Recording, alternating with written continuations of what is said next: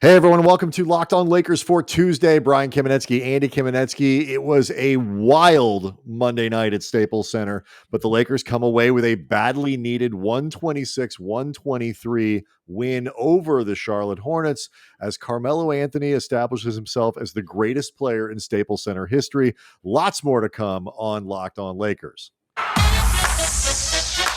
You are Locked On Lakers, your daily Los Angeles Lakers podcast. Part of the Locked On Podcast Network, your team every day.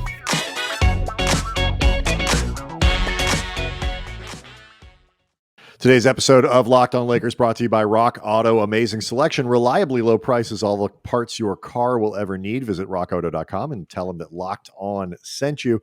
I want to thank everybody for making the Locked On Lakers your first listen of every day, Monday through Friday, 5 days a week. We got this show up for you and ready to go. Everything you need to know about the Lakers.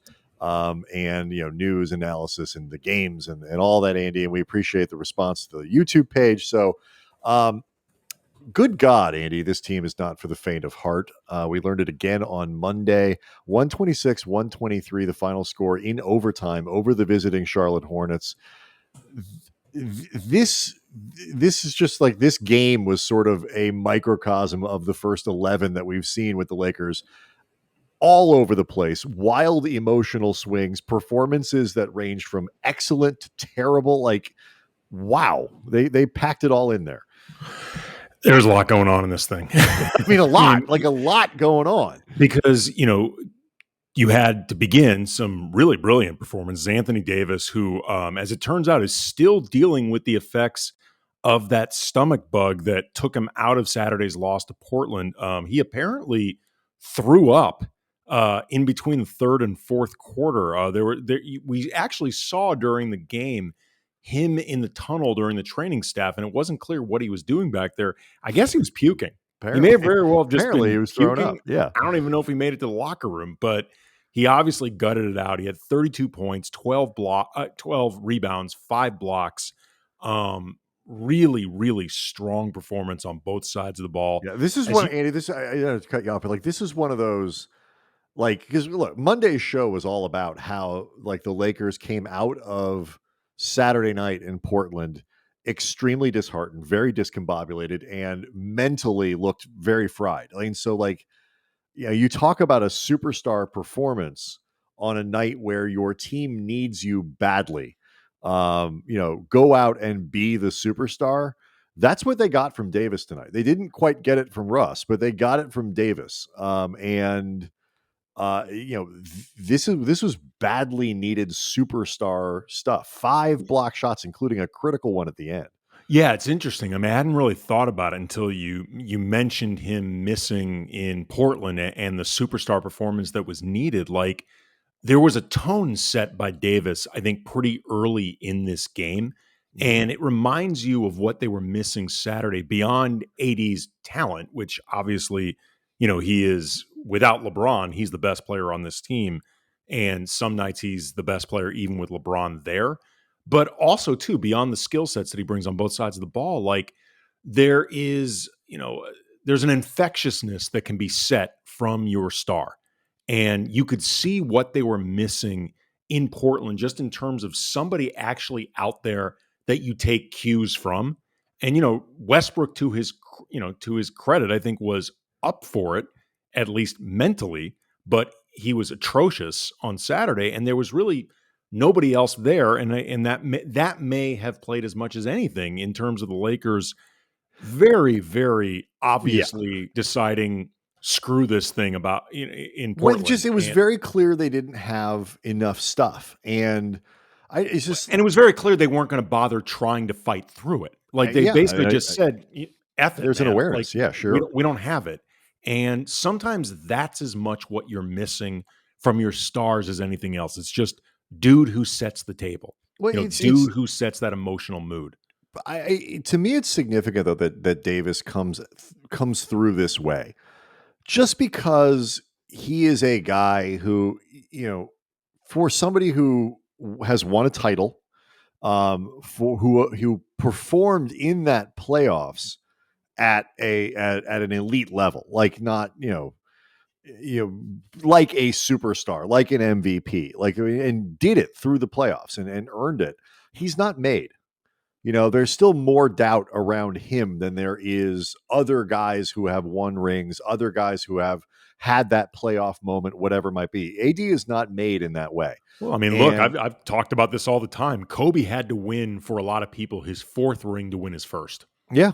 Because he spent so much time winning championships alongside Shaq. And even though Kobe had plenty of moments during those three-peats that were clearly, Kobe Bryant put the team on his back, and he was the reason they won X game in the playoffs, X game in the finals. For a lot of people, because he was the perceived number two, he had to win a fourth ring to win his first. And there's some similarities between that and AD. Sure. Look what the reaction was after saying, "Oh, okay, he's got his stomach bug, but his thumb hurt." Like, you could try to go play professional basketball with one freaking thumb, but that's and his tummy hurts. Here, it's Anthony Data Davis again. That's the reputation Data he's Davis got. is a thing. I've never heard that before. Oh, you've never heard Data Davis? No. Oh yeah. No. It's really. Or maybe I'm just taking all the day-to-day stuff and combining it with Data Davis, and I just invented something that is awesome. I consider myself pretty up on Lakers Twitter. I've never heard that one before. That's not bad. It's excellent. I just assumed it was so good that I couldn't possibly have invented it right freaking now. It's obnoxious, but it's not bad. TM did it. Gone. Put it on a t-shirt. I don't even want to put it on a t-shirt because it's bad for the Lakers and bad for Davis, but I do want the money. That's what he's sort of overcoming. And if he comes out tonight and, on Monday against the Hornets and plays that kind of game, or has to leave because the thumb's bugging him, that's what comes up.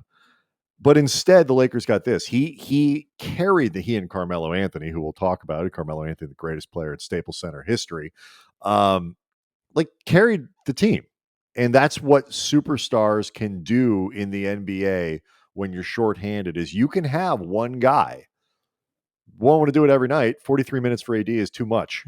But on tonight, they did it. And it was really impressive to me.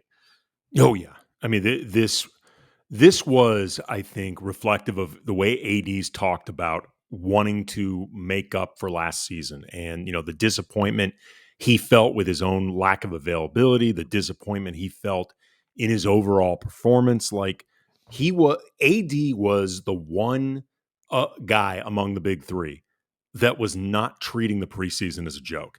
Like LeBron and Russ kind of coasting through the thing. They'd have their moments, but for the most part, you could see they were treating this like preseason. AD was treating it like something that mattered. And I think he wanted to lay a foundation from the beginning of no, this is my reminding you who the hell I am season.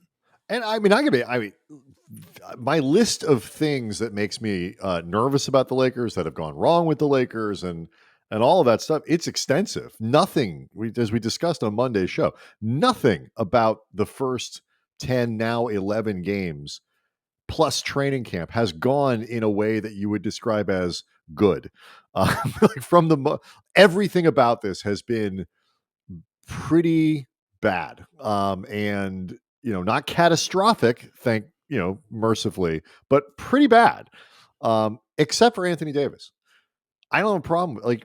As every game hasn't been perfect, but he's played pretty damn well, I think, through most of the early season. Speaking of which, Andy, other people who have played really damn well, Carmelo Anthony continues to just light up the Staples Center.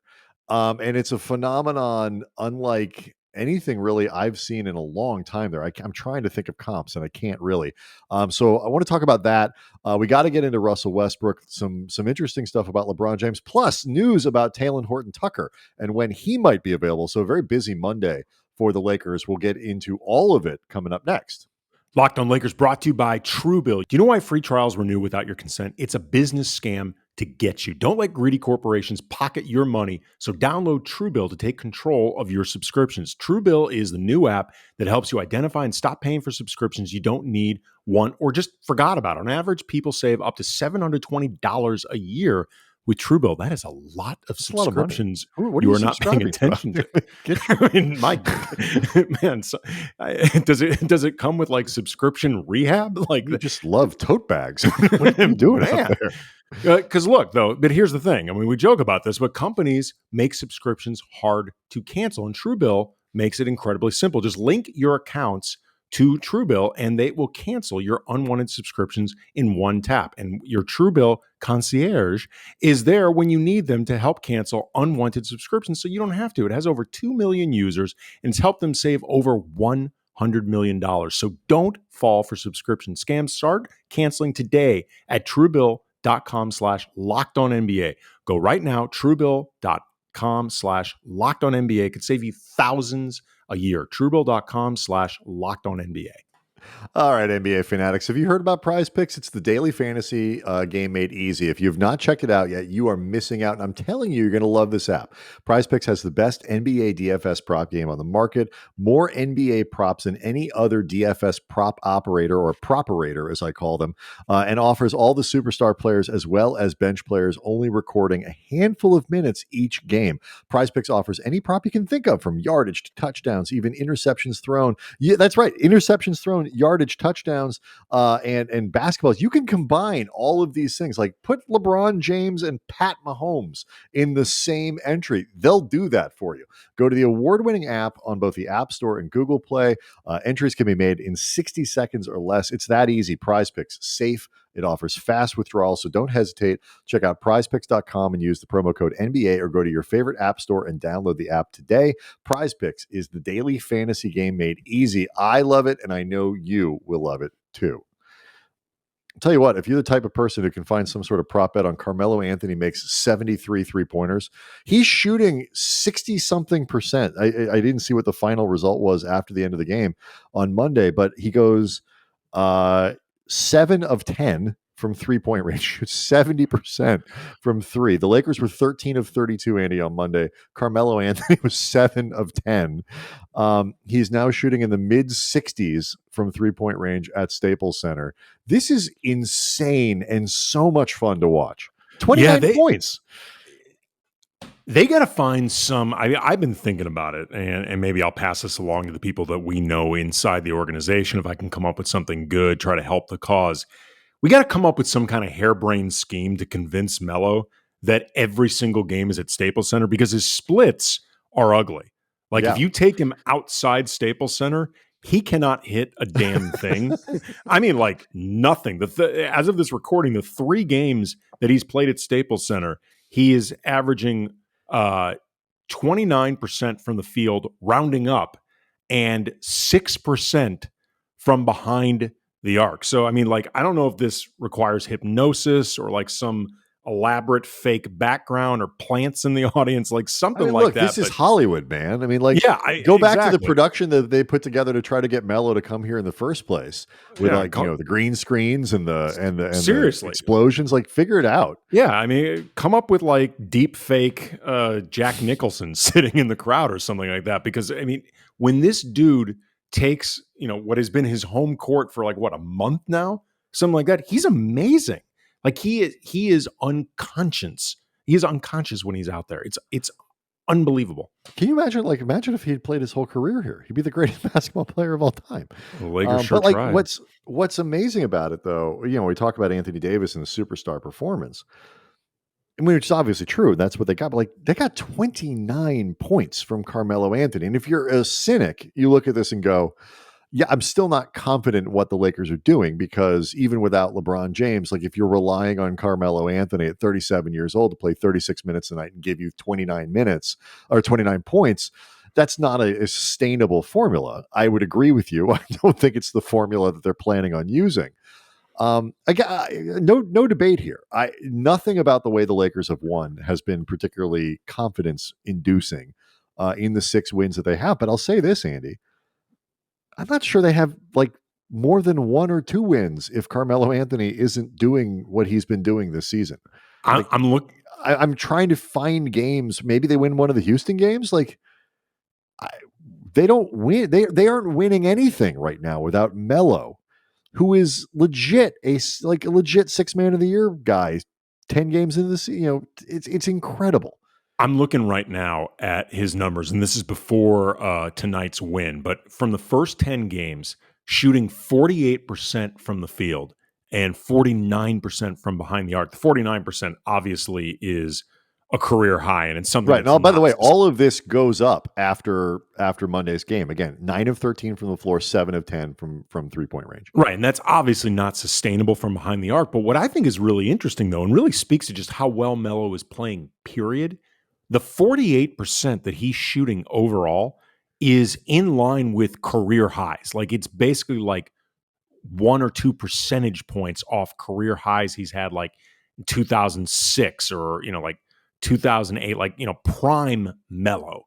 Like, Melo at his absolute best, arguably best pure scorer, most effortless scorer in the league type numbers. And he's taken about half of his shots from behind the arc. Yes. And for his overall field goal percentage to be 48 with 49% from behind the arc, half of those shots, it just speaks over to 50 he's now. hitting from Again, everywhere. after Monday, over 50. Right. He's hitting from everywhere.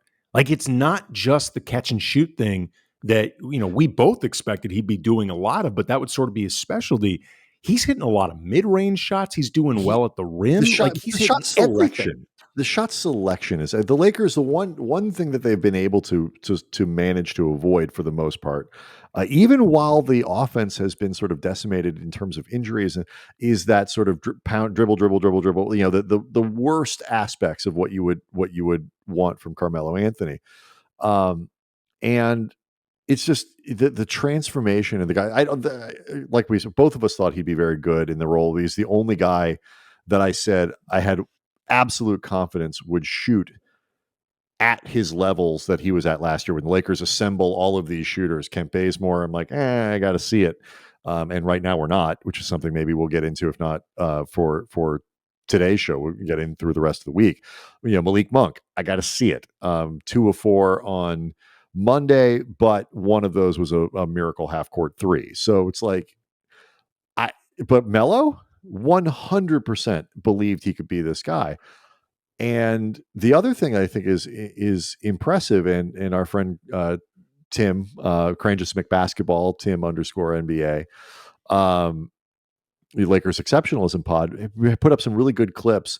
He's not been good defensively. If you ask him to make multiple rotations, if you ask him and all of which you do, but he's been better than you would expect. Initial points of resistance, all this stuff, he's holding up pretty well defensively. And to the point that, as we've talked about over the course of the show, over the course of the season and the preseason, when everybody is back, theoretically, you can protect him enough to let him finish games. And if, be part of that closing lineup, I mean, I don't know at this point how you could keep him off the floor if he's competent defensively down the stretch with his ability to space. It's but this is a pretty big deal if it holds up. Well, it's interesting, actually. I was actually initially not sure what Melo's role would be, or how definitive of a role. I remember you he talking actually, about that. You're right. Right. When the Lakers had a full roster, I thought it was an awesome story in terms of I love having Melo here. I think it's really fun that he's here. It's fun to see him and LeBron finally be teammates in the NBA after so many seasons. And there was obviously utility for him because he's proven himself, beyond being just, one of the all-time great scorers. He's proven himself the last few years as a really good outside shooter, something this team needed. But I questioned exactly how many minutes he would play or really could play. But that was more when they had a full roster. And I think if you're looking for anything that has been sort of a blessing, I don't want to say a blessing in disguise, that's probably taking it too far, but sort of the silver lining to how many injuries they've had and how just completely chaotic this season's been, the lack of cohesion, it's been that Melo has in some ways been kind of forced to be out there during these high leverage moments and, forced to actually be more accountable defensively because they don't have anybody else. And he has really stepped up to this challenge. Before tonight's game, Frank Vogel actually mentioned how one of the things that surprised him the most with Melo in terms of having never coached him before, he said it was Melo's defensive communication. And he said that, like, Vogel acknowledged Melo has a reputation as a bad defender. But what he said he does do well is communicates the things you're supposed to do well. He clearly pays attention to what he was told to do. And I think what he's doing that's working very well is just trying to find the ways that he can offset the fact that he is not inherently great defensively. He's not somebody that brings pluses by himself, but I think he's trying to bring out the best of whatever he can do defensively. And it's working, again, especially if he's hitting shots like this. You will find ways to keep him on the court. He's, at the very least, he is making himself predictable. And if you're not going to be good defensively, you're not going to be somebody who can be a plus, so to speak. What you need to be is predictable. And so the coaches know exactly where they need to compensate for the things that you don't do well and with whom. And so right now, he's doing that for them. He is providing that level of defense. And when LeBron is back, again, it's got to be sustainable. It's, but if he's shooting mid 40s, low 40s as a catch and shoot guy, floor spacer, and all that, he's going to play. He's going to play fourth quarters, and it's going to work out really well for the Lakers in that way. Frank Vogel joked actually that he's tempted to start Melo, but doesn't because he thinks the crowd reaction when he checks in and that energy is so great, he doesn't want to mess with it, which means basically Laker fans, you're the reason that AD doesn't start at the 5. Like, it's actually your fault. It's your fault. Blame Chillax yourselves when Melo comes in, and it wouldn't, and you get what you want. Quit bitching at Vogel, man. You're the ones creating this situation. Some news to catch everybody up on with THT, and then I want to talk about the Russell Westbrook experience, Andy. I know you do too. It is wild. We'll do that next. Locked On Lakers brought to you by rockauto.com. With the ever-increasing numbers of makes and models out there, it is impossible to stock all the parts you need in a traditional chain storefront. And why would you spend 30%, 50%, 100% more for the exact same auto parts at a chain store or car dealership anyway, dummy? You can get it for it's so dumb. You can get it for way less at rockauto.com. For example, Honda Odyssey fuel pump, $353 from a chain store. It's only $216 from Rock Auto. They're a family business. They've been serving auto part customers online for 20 years, and anything you need, few easy clicks delivered directly to your door. So go to rockauto.com right now, see all the parts available for your car or truck, right Locked On in the How Did You Hear About Us box so they know we sent you. Amazing selection, reliably low prices, all the parts your car will ever need, rockauto.com.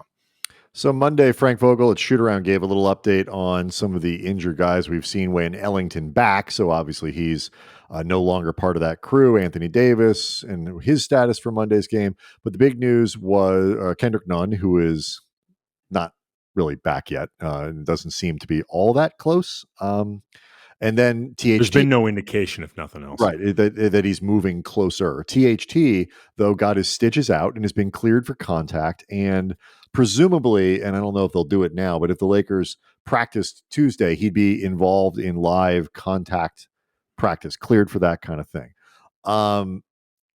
It's hard to know exactly when he'll be back, but he's getting significantly closer. And this is good news. This is something the Lakers need, particularly since there's at least some speculation around LeBron's injury. The Lakers, no updates beyond at least a week, but it seems like it could be longer. Bill Oram citing Tim DeFrancesca, the former Lakers trainer, just talking about that injury as a thing that can take 2 weeks, 3 weeks, 4 weeks, 8 weeks, depending on the severity and who you're talking about. At the very least, it just sounds like they could be without LeBron for a couple of weeks. So to get anybody back, let alone somebody who can handle the ball a little bit, can be a bit of a scorer, can be a bridge on the wing in terms of rotations, will be a significant addition to the Lakers' rotation in the next few games, hopefully. Well, until then, they're going to need more nights like this from Rajon Rondo, who before getting, I thought, unfairly ejected, was playing pretty brilliantly. He was pretty fantastic in this game. I think he played 10 or 12 minutes, had 8 assists. All of them to Anthony Davis, as far as I could tell. It is Yeah, 12 minutes. He had 8 assists against just 1 turnover. He was plus 20 in 12 minutes. It is unbelievable the connection that he and Anthony Davis has. Like, it's uncanny. Like, they finish each other's sandwiches. It's amazing, man. Like, they are like, They finish each other's sandwiches. yes, frozen. Oh, okay. I was thinking. Okay, I missed that part. You're right. Okay, sentences. I was thinking. I thought you just had. That's the joke. I know. Sandwiches. No, I got it. No, I get it now. I missed Remember? it. That's how they I missed it. knew. That's how they knew it was love. Yeah, no, The you're right. sandwiches. I missed it. But it's important too, because like that shit gets people riled up. Like when Davis comes through and like Rondo hits him with the little thing, the little shovel pass, and he comes with a mug. Because few things in basketball just look cooler than Anthony Davis completely unfolding his gigantic body and leaping through the lane and all that stuff. Like, because like just it's a physical marvel. And they did it on back-to-back plays, both with the on the break and then on the backdoor alley-oop. It really gets them going too. These are high energy plays. So it's not just that Rondo plays well, he plays well sometimes with his connection in a way that elevates the entire team. Yeah, I mean, with Rondo, you're going to have to, you're going to have to pick your spots. And, I mean, as much as it's easy to get excited by what he does out there. And, assuming he's not in lineups that don't make sense, I think by and large, when he's been asked to be on the floor, he's been fine. He's done as well as you could reasonably expect Rajon Rondo to do. But this is one of those, I will say, this is one of those times where when you don't know when LeBron's going to be back, having him around is really damn important. Like he is one of those guys that if nothing else, he can run sets. Like that guy can run sets blindfolded, particularly if they're with Anthony Davis.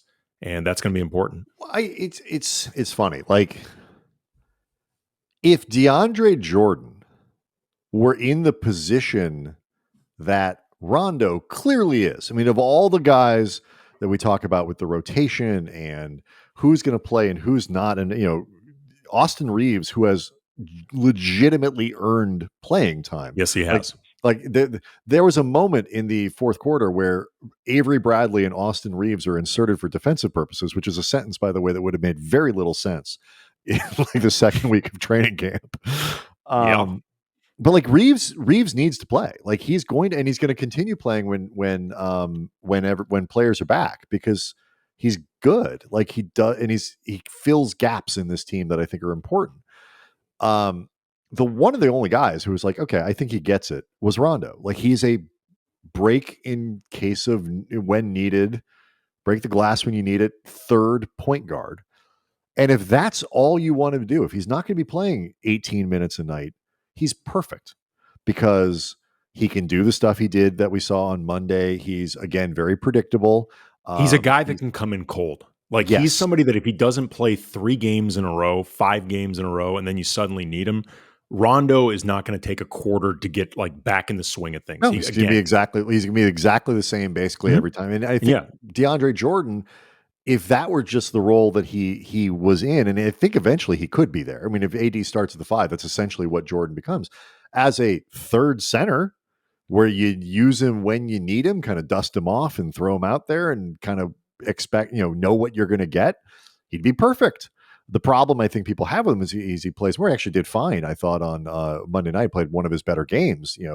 Only played 10 minutes, but it was certainly productive statistically and active defensively, particularly in the first quarter when he had his run. But like if that were his role, I think everybody would look at it completely differently. They occupy the same theoretical space, except that it's just the only one that's actually playing that role is Rondo.